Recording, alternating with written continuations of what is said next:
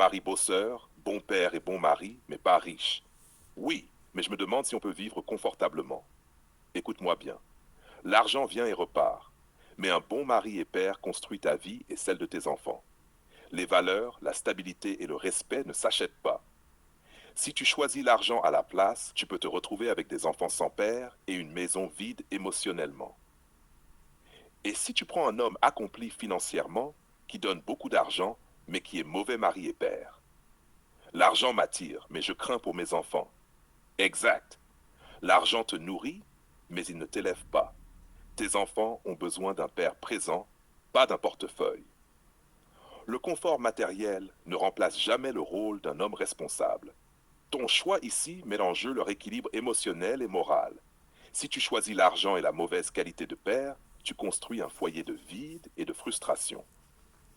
Et le troisième cas, un homme avec du potentiel qui deviendra bon dans 24 mois. Que fais-tu? Je veux croire qu'il peut changer, mais je crains de me tromper. Alors, sois réaliste. Regarde ses actions, pas ses promesses. Il doit déjà montrer des signes clairs de discipline, de respect et de vision. Si tu vois qu'il est en train de construire, que ses priorités sont alignées, alors tu peux attendre. Sinon, tu perds 2 ans pour rien.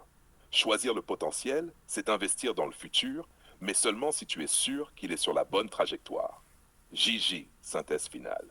Écoute, il n'y a pas de formule magique, mais voici la vérité. 1.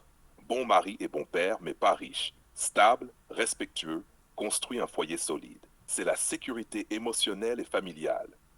2. Homme riche mais mauvais mari-père, superficiel et destructeur sur le long terme. L'argent ne remplace pas le rôle paternel.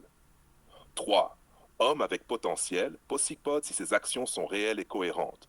Mais tu dois évaluer sa discipline et sa trajectoire, sinon tu perds temps et énergie. Je conclus, la vraie valeur pour toi et tes enfants, c'est un homme qui agit maintenant, qui est responsable et dont les valeurs sont solides. L'argent suit souvent un homme qui a ses qualités.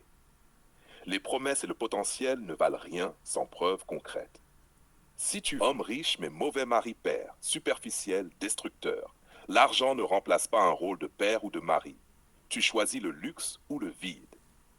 Homme avec potentiel, jackpot possible seulement s'il prouve ses mutations tous les 6 mois, s'aligne sur des valeurs d'exclusivité et de courage et démontre une vraie capacité à construire et se sacrifier. Sinon, tu perds 2 ans ou plus. Jijai conclut, brutal, arrête les illusions.